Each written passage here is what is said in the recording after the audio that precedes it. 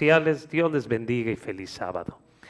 Les invito a inclinar el rostro, vamos a tener una palabra de oración.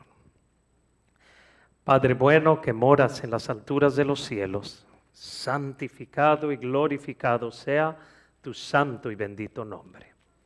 Señor, reconocemos la necesidad que tenemos de ti. Reconocemos, Dios bendito, de que tú eres nuestro creador y no nos creamos nosotros a nosotros mismos. Por eso te adoramos en este tu día sábado. Lo pedimos y lo agradecemos todo en el nombre de tu Hijo amado, Cristo Jesús. Amén.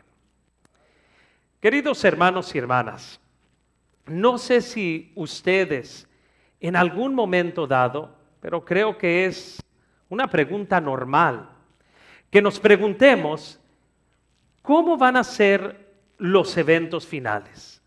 Dios a través de su sierva nos dice que serán veloces, que serán rápidos. Y a veces creo que incluso nos hemos puesto a pensar cuál será la orden exacta de estos eventos. Y saben, queridos hermanos, al estudiar lo que es el capítulo 24 del libro de Mateo, si lo estudiamos a la luz de 3 capítulos particulares del conflicto de los siglos, nos daremos cuenta de que los eventos que nos presenta Mateo 24, nos los presenta también el conflicto de los siglos en la misma orden. Ahora, yo quiero ser muy claro en algo, porque no quiero que vayan a pensar de que yo me estoy desviando de lo que es doctrina adventista. Como adventistas del séptimo día, por lo que nos dice Mateo 24, tenemos en claro que los eventos de Mateo 24 son eventos de doble cumplimiento. Para entender esto, hay que simple y sencillamente ver la pregunta que hicieron los discípulos. Hay que recordar que Jesús en Mateo 24:2 les dijo a los discípulos, ¿veis todo esto? Refiriéndose al mismo templo de Jerusalén. Y les dice, de cierto os digo que no quedará aquí piedra sobre piedra que no sea derribada. Ahora, con eso en mente, empiezan a girar las neuronas, la mente de los discípulos, y ellos lo que hacían era que ellos asociaban la destrucción del templo con el fin del mundo. Y cuando dice Jesús, no quedará piedra sobre piedra, ellos llegan a la conclusión, nos está hablando del fin del mundo. Esa forma de pensar se ve reflejado en el versículo 3, cuando entonces los discípulos le hacen una pregunta a Jesús, pero a solas. ¿Saben de que a veces uno puede tener una muy buena amistad? O esperemos de que todos tengamos buena relación con el cónyuge, con el esposo o la esposa. Y hay ciertas preguntas que le vamos a hacer a esa persona a solas que no las haríamos en frente de todos. Ese es el tipo de pregunta que hicieron aquí los discípulos. Versículo 3 dice, y estando él sentado en el monte de los olivos, los discípulos se le acercaron aparte diciendo, dinos, ¿cuándo serán estas cosas? ¿Estas cosas a qué se refería? A la destrucción de Jerusalén. Pero luego agregan, ¿y qué señal habrá de tu venida y del fin del siglo? En otras palabras, Jesús en Mateo 24 se dedica a contestar 2 preguntas. ¿Cuándo será la destrucción de Jerusalén? ¿Y qué señales habrá antes de la segunda venida de Cristo Jesús?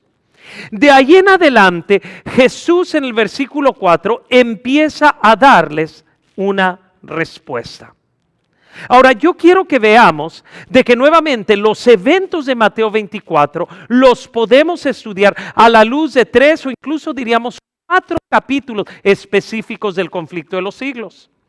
Esos capítulos son el capítulo 1, que se titula El destino del mundo predicho, y ese primer capítulo a lo que se refiere es a la destrucción de Jerusalén. Luego los siguientes 3 capítulos son el capítulo 39 del conflicto de los siglos, titulado Mensaje final de Dios. Ahí nos habla de que el pueblo de Dios, antes de la segunda venida de Cristo, sufrirá persecución. Y como resultado de la persecución, muchos apostatarán. Pero el capítulo 39 también se titula El mensaje final de Dios, porque también nos habla de que el fuerte pregón, estas verdades que conocemos como pueblo remanente, serán predicadas a toda nación, tribu, lengua y pueblo, y de forma especial se va a predicar la verdad del sábado. El siguiente capítulo, el conflicto de los siglos, el capítulo 40, se titula El tiempo de angustia. Ahora nos habla de cómo lo que empezó como persecuciones, entre comillas, menores, van a ir en aumento. A tal punto que el pueblo de Dios, como resultado de ley o leyes dominicales, va a acabar pasando por un tiempo de angustia, conocido como la angustia de Jacob. Pero luego el capítulo 41 sigue con un mensaje de esperanza. Ese capítulo se titula La liberación del pueblo de Dios. Nos habla de cómo caerán las 7 postreras plagas y luego Cristo viene en gloria y luz para redimir o para salvar a sus hijos fieles y para llevarlos a la patria celestial, y también viene para resucitar a los que murieron en Cristo Jesús. Así que estos son los eventos rápidamente que se nos presentan en los capítulos 1 al igual que 39 al 41 del conflicto de los siglos. Y vamos a darnos cuenta de que estos eventos se fueron cumpliendo no solamente apuntando hacia la destrucción de Jerusalén, pero también se irán cumpliendo apuntando hacia la segunda venida de Cristo Jesús en gloria y luz. De hecho, quiero que analicemos algo cuidadosamente. Quiero que veamos cómo en el capítulo 1 del conflicto de los siglos, la sierva de Dios misma nos está diciendo, mira, lo que ocurrió en el tiempo del año 70 después de Cristo, cuando Jerusalén fue destruida, es lo mismo o el mismo tipo de ambiente que se vivirá cuando Cristo esté por venir en gloria y luz. Página 22 del conflicto de los siglos dice, dirigiendo Jesús sus miradas hasta la última generación, vio al mundo envuelto en un engaño semejante al que causó la destrucción de Jerusalén. Así que Dios a través de su sierva nos recuerda lo que ocurrió durante la destrucción de Jerusalén, lo que se vivió en esos tiempos. Es lo mismo que se estará viviendo antes de que Cristo venga en gloria y luz. Ahora, yo quiero decirles algo. Cuando nosotros leemos los versículos 4 al 7 de Mateo 24, lo que encontramos ahí son señales o eventos cíclicos. ¿A qué me refiero como ciclo? Un ciclo es algo que se repite una y otra vez. Por ejemplo, cuando estudiamos biología, hay ciertos sucesos fisiológicos que se llevan a cabo en el cuerpo que ocurren una y otra vez. El flujo de la sangre es un ejemplo de eso. El corazón bombea la sangre del lado izquierdo, recorre el cuerpo, regresa al corazón solo para volver a ser bombeada y se lleva a cabo una y otra vez. Bueno, leamos los versículos 4 y 7 y nos vamos a dar cuenta de que son versículos que hablan de eventos cíclicos. Dice, respondiendo Jesús les dijo, mirad que nadie os engañe, porque vendrán muchos en mi nombre diciendo yo soy el Cristo, y a muchos harán.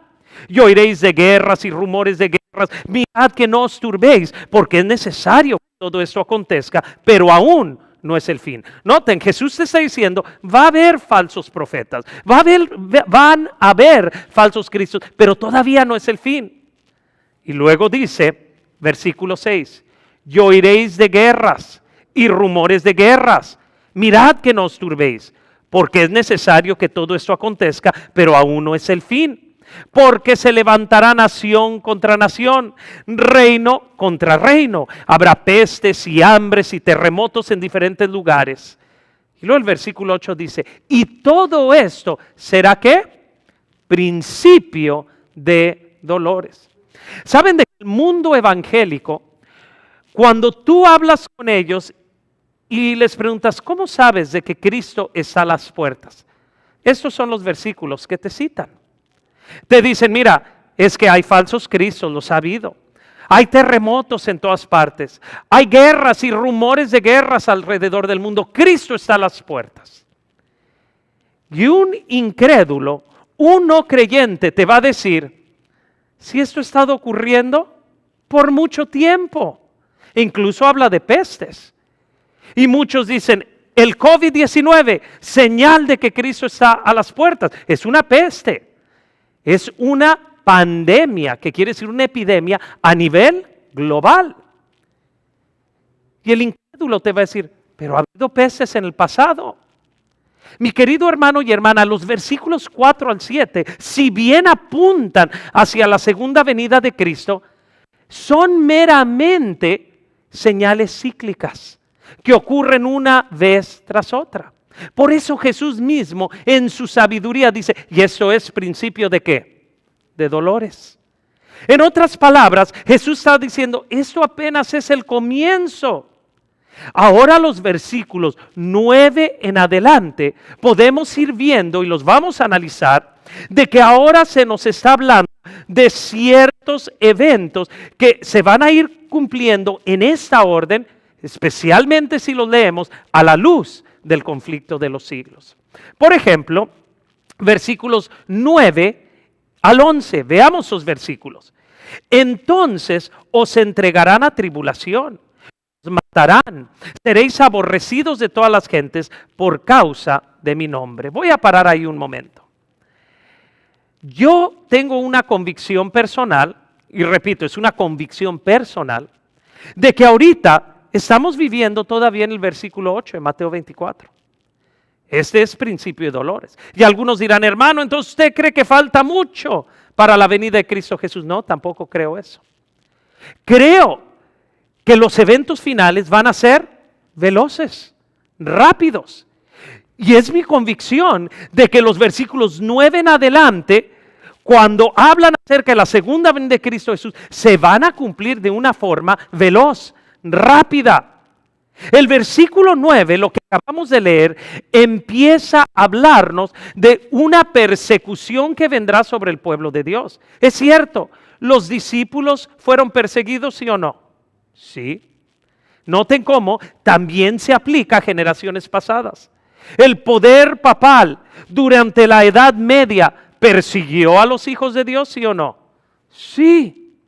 Pero ahora sabemos como estudiantes de profecía bíblica que llegará el momento donde se llevará a cabo una última gran persecución sobre el pueblo de Dios. Y el versículo 9 nos está describiendo esto. Dice, os entregarán a tribulación y os matarán. Noten de que el versículo 9 apunta a algo que ocurrirá antes de que se cierre el tiempo de gracia. Porque antes de que se cierre el tiempo de gracia, todavía hay la posibilidad de que haya mártires. Pero cuando termine el tiempo de gracia, no habrá mártires. Pero el versículo 9 nos dice, os entregarán a tribulación y os matarán. Y seréis aborrecidos de todas las gentes por causa de mi nombre. Ahora, quiero que noten cómo en el capítulo 39 del conflicto de los siglos, específicamente la página 533, empieza a hablarnos de persecución fuerte. Después de que nos habló en el capítulo 1 de lo que ocurrió durante el tiempo de la destrucción de Jerusalén. Luego nos cuenta de cómo se llevó a cabo persecución durante la Edad Media. Nos habla de la reforma protestante y cómo los mismos reformadores también sufrieron persecución. Eventualmente el conflicto de los siglos nos lleva a empezar a hablarnos de la última persecución que pasará el pueblo de Dios. Y es a eso a lo que se refiere el capítulo 39 del conflicto de los siglos. Dice, al paso que el movimiento en favor de la imposición del domingo vuelva más audaz y decidido, la ley será invocada contra los que observan los mandamientos. Se los amenazará con multas y encarcelamientos. Noten de que estas persecuciones empiezan de menos más. Primero son multas, encarcelamientos. Algunos se les ofrecerán puestos de influencia y otras ventajas para inducirlos a que renuncien a su fe. Hago una pregunta. Según lo que acabo de leer, ¿cuál es el propósito de estas persecuciones? Termina diciendo para inducirlos a que renuncien a su fe. El propósito de la persecución es de que el enemigo quiere una apostasía. ¿Saben de que la palabra que hoy traducimos como apostasía, en griego lo que significa es un esclavo que se escapa? El apóstol Pablo dice claramente de que tú y yo o somos siervos de Dios o somos siervos de ¿quién? Del pecado, siervos del enemigo. Entonces, un apóstata es uno que era siervo de Dios, pero ahora se ha salido de los caminos de Dios. Ahora noten cómo el versículo 10 nos habla de lo mismo. El versículo 9 dice, os entregarán a tribulaciones, os matarán, seréis aborrecidos. El versículo 10 ahora habla de apostasía. Muchos tropezarán entonces, se entregarán unos a otros y unos a otros se aborrecerán. Saben de que después, en este mismo capítulo 39 del conflicto de los siglos, después de que nos hable persecución, nos empieza a hablar de apostasía. Dice, muchos que profesaron creer en el mensaje del tercer ángel, pero que no fueron santificados, abandonarán su fe e irán a dar las filas de la oposición. Noten cómo el conflicto de los siglos nos presenta los eventos en la misma orden de Mateo 24. El versículo 9 nos habla de tribulaciones. El versículo 10 nos habla de apostasía. El versículo 11 nos habla de falsos profetas y falsos maestros. Dice, muchos de esos profetas se levantarán y engañarán a muchos. ¿Qué creen que es lo que presenta después el conflicto de los siglos? El mismo concepto. Noten lo que sigue diciendo el capítulo 39 del conflicto de los siglos. El clero hará esfuerzos casi sobrehumanos para sofocar la luz. La iglesia, y aquí habla de la iglesia apóstata, la iglesia apela al poder de la autoridad civil, y en esta obra los papistas y los protestantes irán unidos. Ven, querido hermano y hermana, por eso hay un peligro grande.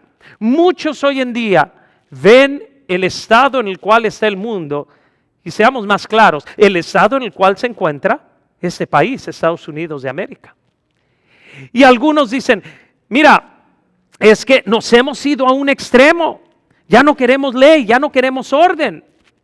Entonces, lo que necesitamos es de que la religión se una con el Estado. Hay muchos que apuntan hacia eso. Y por eso tanto la izquierda como la derecha dice cosas contrarias a lo que Dios quiere para nosotros. Por eso nuestro enfoque debe ser un enfoque centrado en Cristo Jesús. Ahora, notemos, porque luego nos está diciendo aquí claramente de que el mismo clero, la misma iglesia, tanto papistas como protestantes, apelarán al brazo poderoso de la autoridad civil. Eso es exactamente lo que nos dice el versículo 11, cuando dice, y muchos falsos profetas se levantarán y engañarán a muchos. Ahora, el versículo 12 nos habla acerca del estado espiritual del mundo justo antes de que Cristo venga. Pero el versículo 13 luego nos trae un mensaje de esperanza. Versículo 12 dice, y por haberse multiplicado la maldad, el amor de muchos se enfriará. Pero ahora el versículo 13 dice, mas el que persevere hasta el fin, este será salvo. Quiero que noten cómo el capítulo 39 del conflicto de los siglos nuevamente nos sigue presentando los mismos conceptos y en la misma orden. Por ejemplo, dice en página 666, Cuando la tempestad de la oposición y el vituperio estalle sobre ellos. Ahora, ojo, aquí cuando dice ellos se está refiriendo al pueblo fiel de Dios. Dice, cuando estalle sobre ellos, algunos consternados estarán listos para excitar y exclamar: si hubiésemos previsto las consecuencias de nuestras palabras, habríamos callado. Pero noten lo que dice la página siguiente. Pero no pueden callar, sin peligro de sus almas. Los embajadores de Cristo no tienen por qué preocuparse de las consecuencias. Deben cumplir con su deber y dejar a Dios los resultados. Dice, los mismos hijos de Dios estarán a punto, como dicen a veces el dicho, de tirar la toalla, a punto de querer renunciar a su fe, pero en ese momento se recordarán: lo que he predicado, lo que he hablado es la palabra de Dios, y se mantendrán fieles. Lo mismo te explica los versículos 12 y 13. Dice, mira, como se habrá multiplicado tanto la maldad, el amor de muchos, ¿qué va a ocurrir? Se enfriará. Pero el versículo 13 dice, mas el que persevere hasta el fin, este será salvo. Dios, de que tú y yo estemos entre aquellos que perseveremos hasta el fin, no por nuestro poder, sino por el poder del Espíritu Santo, por el poder de Cristo Jesús. Ahora el versículo 14, ahora nos trae un texto muy conocido. Y será predicado este evangelio del reino, dice, en todo el mundo para testimonio a todas las naciones. Y entonces, ¿qué? Entonces vendrá el fin. Ahora, muchas veces hemos usado Mateo 24:14 cuando damos temas sobre evangelismo. Para animarnos, vamos a dar estudios bíblicos, prediquemos la palabra de Dios, y eso es correcto. Pero el versículo 14 va más allá de eso, querido hermano y hermana. De lo que nos está hablando es del fuerte pregón que el pueblo de Dios va a dar, imbuidos, llenos de la lluvia tardía, llenos del Espíritu Santo. Porque cuando ese mensaje haya sido predicado a toda nación, tribu, lengua y pueblo, como dice Apocalipsis capítulo 14, entonces puede venir el fin. Porque el mundo habrá sido debidamente amonestada. Por eso en Apocalipsis 18 se nos presenta un mensaje de un ángel que desciende desde el cielo y dice que el mundo entero fue iluminado con su gloria. Y si tú analizas el mensaje que presenta Apocalipsis 18, es el mismo mensaje de los tres ángeles que viene en Apocalipsis 14. Pero ahora con mayor poder y con un mayor sentido de urgencia. Lo que ahí nos presenta es el fuerte pregón. ¿Y qué nos presenta? Decíamos, el capítulo 39, el conflicto de los siglos. Se titula el mensaje final de Dios y nos habla de ese fuerte pregón. Quiero que noten cómo el conflicto de los siglos sigue diciendo, después de que nos habla de persecución, de apostasía, de falsos maestros, de la condición espiritual de este mundo, nos da un mensaje de esperanza. Luego nos habla de la necesidad de dar este fuerte pregón.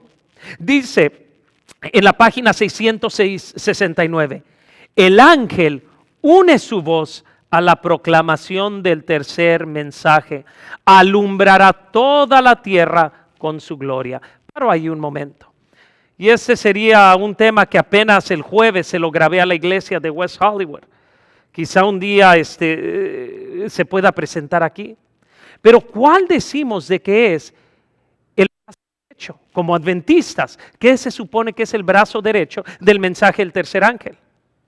Es la obra médico-misionera. Es una reforma pro salud. Yo he podido ver, porque me han llamado de otras denominaciones, hablándome sobre la situación del COVID y usándolo como una oportunidad para que nosotros podamos acudir a un estudio con ellos. Querido hermano y hermana, nosotros tenemos esa oportunidad de una forma más poderosa por el mensaje de Reforma Pro Salud que tenemos. No quiero entrar en muchos detalles, pero todavía las estadísticas más recientes, según el 28 de octubre de ese año, unos días atrás, del Centro de Control de Enfermedades, dice 94% de las personas en Estados Unidos que han muerto de COVID, la gran mayoría no se muere, pero el 94% de los que sí han fallecido caían bajo una serie de ciertas características, entre ellas o problemas de los pulmones, o diabetes tipo 2, o problemas cardiovasculares u obesidad. Queridos hermanos y hermanas, si acatásemos el mensaje de Reforma Pro Salud, las probabilidades de caer en esas categorías y ser más susceptibles serían mucho menores. Ahora, me estoy desviando un poco el tema, pero hay que recordar de que este fuerte tiene que ser dado.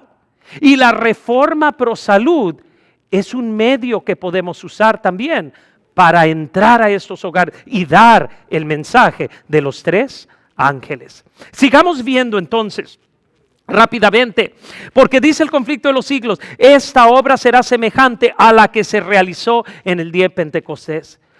¿Cómo es de que se podrá dar el fuerte pregón? Porque el pueblo de Dios será lleno del Espíritu Santo, como lo fueron los apóstoles en el día de Pentecostés.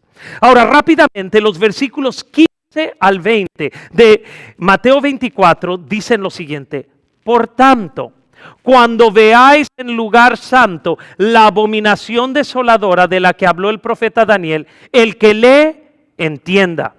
Entonces los que estén en Judea huyan a los montes. El que esté en la azotea no descienda para tomar algo de su casa. El que esté en el campo no vuelva atrás para tomar su capa. Queridos hermanos, muchas veces se nos han presentado estos versículos y se nos dicen, mira, aquí es el último momento, la última oportunidad de huir de las grandes ciudades. Si analizamos esos versículos cuidadosamente, aquí no se aplica nada más a las ciudades. Dice, el que esté en Judea, huya. El que está en el campo también, ¿qué tiene que hacer? Huir. Querido hermano y hermana, llegará el momento donde ni siquiera el que podamos tener la oportunidad de vivir en el campo, ni siquiera eso será suficiente albergue. Dios va a tener que usar y llevar a sus hijos a lugares recónditos de una forma y milagrosa.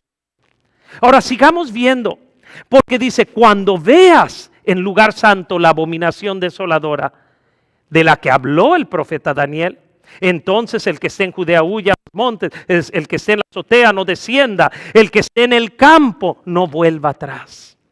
Querido hermano y hermana, el punto al que quiero llegar es, ¿qué es la abominación desoladora? ¿Saben de que Lucas capítulo 21 nos presenta lo mismo que Mateo 24?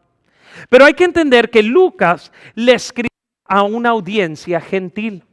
Y cuando tú lees el Evangelio de Lucas, te darás cuenta que hay ciertas cosas que Lucas las explicaba de una forma más sencilla. Y eso es cierto cuando vemos Lucas 21, 20 y 21. Él no usa la expresión la abominación desoladora. Él lo que simplemente dice es, cuando veas a Jerusalén rodeada, entonces entiende que es el momento de huir. Cuando los romanos sitiaban o rodeaban una ciudad, llevaban a cabo cierto tipo de rito, donde sacaban sus escudos y en su escudo iba el emblema del dios a quien ellos adoraban, el dios Sol, y hacían un acto de adoración a su dios Sol. Por ello, de que Dios a través de su sierva en Joyas de los Testimonios, tomo 2, nos dice lo que es la abominación desoladora en el tiempo del fin. Dice, así como el cielo de Jerusalén fue la señal que huyesen los cristianos, el decreto que imponga el día será para nosotros una amonestación. En otras palabras, la abominación desoladora antes de que Cristo venga es la ley dominical a nivel de el país que es representado por la bestia que surge de la tierra según Apocalipsis capítulo 13. Ahora, ¿cuál es el punto al que quiero también llegar? Yo quiero que noten cómo los siguientes versículos de Jesús simplemente está citando el libro de Daniel. Por ejemplo, en el versículo, veamos, versículo 19, dice: mas hay de las que estén encinta y de las que críen en aquellos días. Orad pues que vuestra huida no sea en invierno ni en día de reposo. Interesante que vuelve a sacar a relucir aquí, igual como lo hace la sierva de Dios, el día de descanso, y que tiene algo que ver con lo que es la abominación desoladora. Y ahora el versículo 21 está citando palabra por palabra a Daniel capítulo 12 versículo 1. Dice: porque habrá entonces gran tribulación, cual no la ha habido desde el principio del mundo hasta ahora, ni la habrá. Ahora, como adventistas del séptimo día, entendemos que Daniel capítulo 12 versículo 1 nos habla de cuando el tiempo de gracia haya terminado. ¿Qué dice Daniel 12:1? Dice: en aquel tiempo se levantará Miguel, el gran príncipe, que está de parte de los hijos de tu pueblo, y será tiempo de angustia, cual nunca fue desde que hubo gente hasta entonces. Pero en aquel tiempo será libertado tu pueblo, todos los que se hallen escritos en el libro. ¿A cuál libro se refiere? Al libro de la vida. Ahora, ¿por qué decimos que el hecho de que Miguel se levante implica que el juicio ha terminado? En primer lugar, Miguel es Jesús. El nombre Miguel significa quien como Dios. Ahora, pensemos en esto por un momento. En Daniel capítulo 7 vemos la escena del juicio. Dice: el juez se sentó y los libros fueron abiertos. ¿Qué estará haciendo el pueblo de Dios por 1000 años en el cielo? Tendrá la facultad también de juzgar. Por eso en Apocalipsis 3:21, Jesús dice lo siguiente a la iglesia de Odisea: al que venciere, yo le daré que se siente conmigo en mi trono, así como yo he vencido y me he sentado con mi Padre en su trono. Pero ahora vemos a Miguel levantándose. El juicio terminó. Y será tiempo para que ahora Dios libere a su pueblo. ¿Qué podemos esperar entonces? Que empiece a hablarnos lo siguiente, el capítulo 40 del conflicto de los siglos. Ya vimos que nos habló de leyes dominicales, el capítulo 39. Nos habló de persecución, nos habló de angustia. Pero ahora el capítulo 40, el conflicto de los siglos, nos empieza a hablar de una angustia que vendrá sobre los mismos impíos. Sabemos de que según Daniel capítulo 12, versículo 1, no recuerda claramente: Miguel se levantará y será tiempo de angustia. ¿Pero para quiénes? Para los que no están escritos en el libro. Ahora quiero que noten nuevamente Mateo 24, 21 y 22.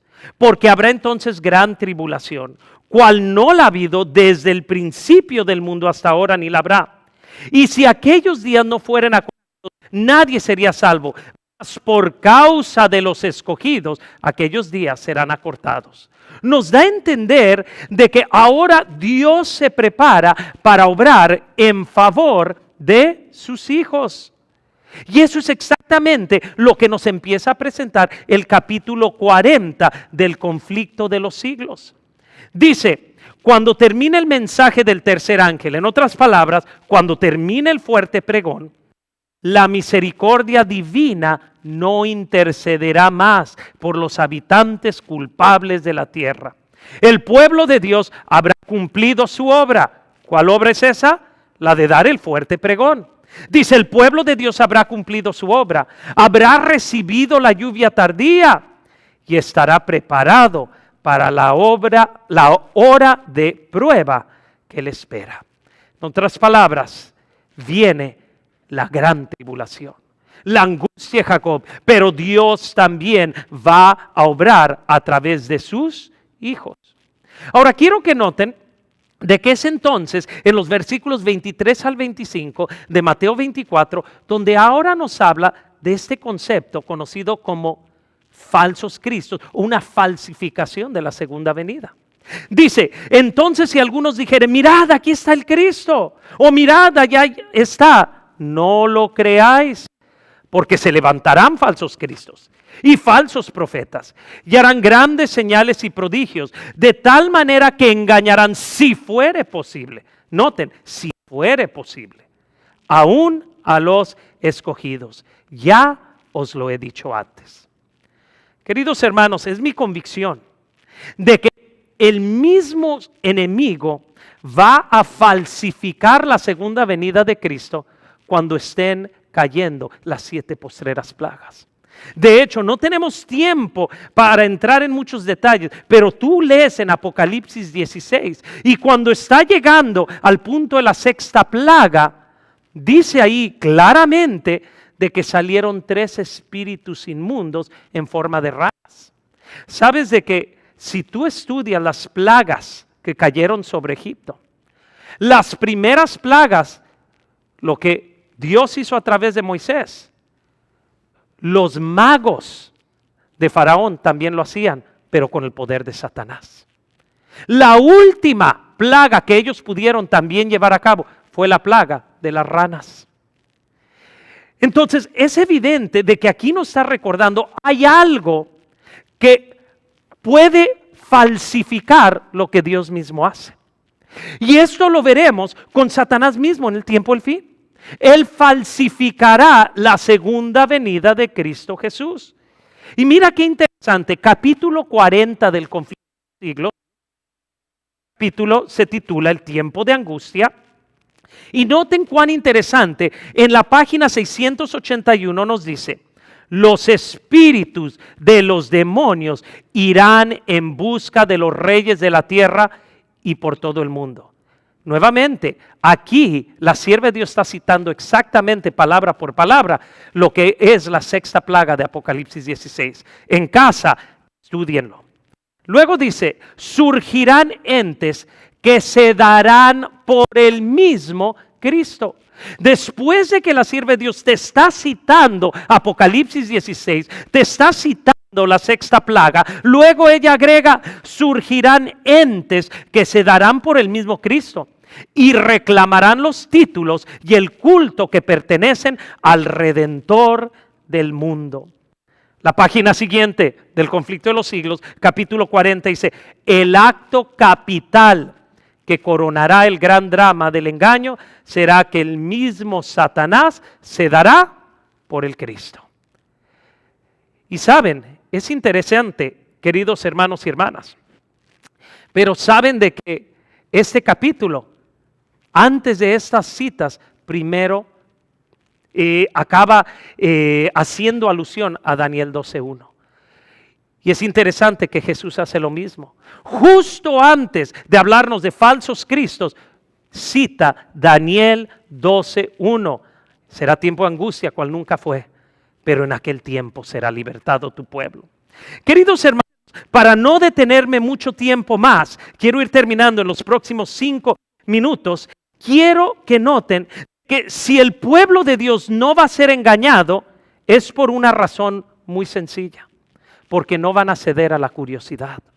Versículos 26 al 28 dice, así ellos dijeren, mirad, está en el desierto, no salgáis. O mirad, está en los aposentos, no lo creáis. Porque como el relámpago que sale del oriente y se muestra hacia el occidente, así será la venida del Hijo del Hombre. Porque donde quiera que estuviera el cuerpo muerto, allí se juntarán las águilas.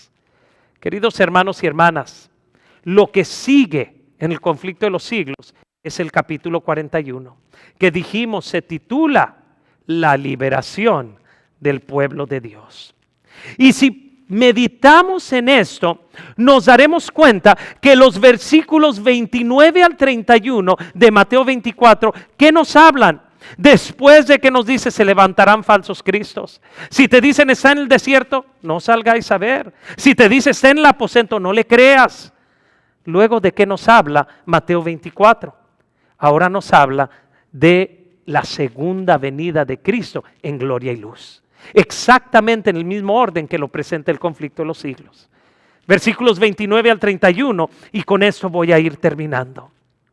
E inmediatamente, después de la tribulación de aquellos días, el sol se oscurecerá, la luna no dará su resplandor, las estrellas caerán del cielo, las potencias de los cielos serán conmovidas. Entonces aparecerá la señal del Hijo del Hombre en el cielo. Entonces se lamentarán todas las tribus de la tierra y verán al Hijo del Hombre viniendo sobre las nubes del cielo con poder y gran gloria. Y enviará a sus ángeles con gran voz de trompeta, juntarán a sus escogidos de los cuatro vientos, desde un extremo del cielo hasta el otro. ¿De qué nos habla? Aquí nos habla de la liberación del pueblo de Dios.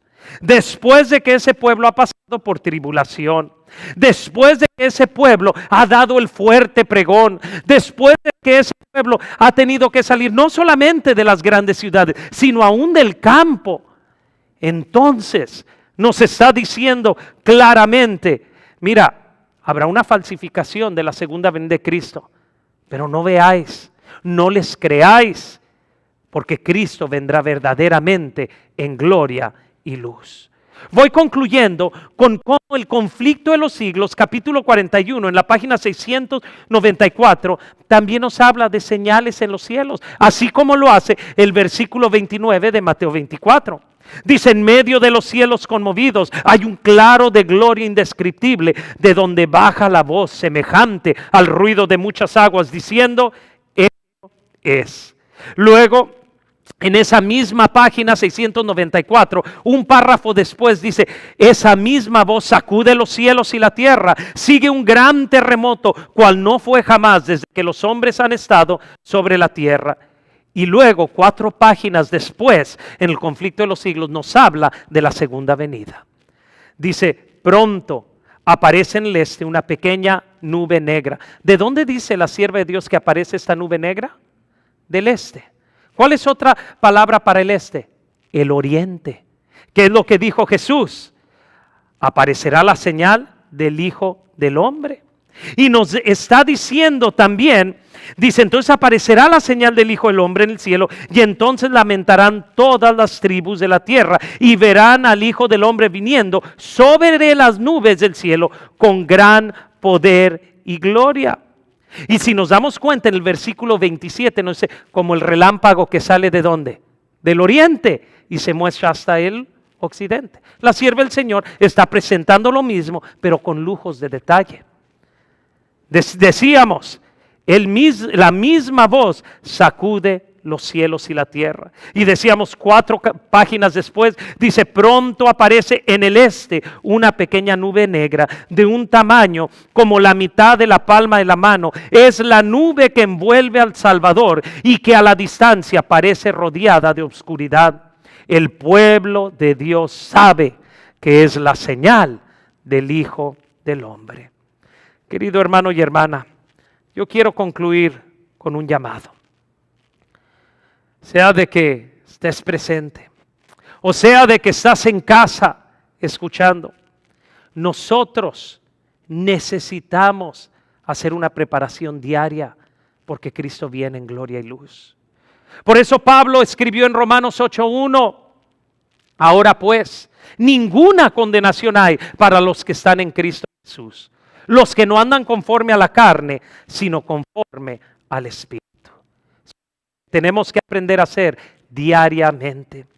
Termino con una lectura de Joyas de los Testimonios, tomo 1, página 340. Dice, no necesitamos la gracia para mañana. A un niño no le puedes decir, cuando dice, tengo hambre, no le puedes decir, hijo, ya comió ayer, hoy no debe de tener hambre. Diariamente necesitamos el alimento. Lo mismo se aplica al pan de vida, la palabra de Dios. Dice, no necesitamos la gracia para mañana. Debemos comprender que hemos de tratar tan solo con el día de hoy. Venzamos hoy. Neguémonos a nosotros mismos, velemos y oremos ahora. Obtengamos victorias en Dios hoy. Querido hermano y hermana, dediquémonos a obtener las victorias espirituales hoy y de ahí día tras día. Te invito a inclinar el rostro para orar. Padre bueno, que moras en las alturas de los cielos, santificado y glorificado sea tu nombre. Señor, gracias, porque tú en tu amor, en tu misericordia, en tu benignidad, tú mismo nos has dejado en claro, Señor, los eventos que se van a llevar a cabo. Cristo Jesús, tu revelación misma, oh Padre, Dios encarnado, vino para reconciliar consigo al mundo y para explicarnos con claridad qué hemos de esperar. Señor, ayúdanos a mantenernos fieles día con día, un día a la vez, Señor, en estudio de tu palabra. Un día a la vez, Señor, en oración. Un día a la vez en compañerismo contigo. Lo pedimos todo en el nombre de tu Hijo Jesús. Amén.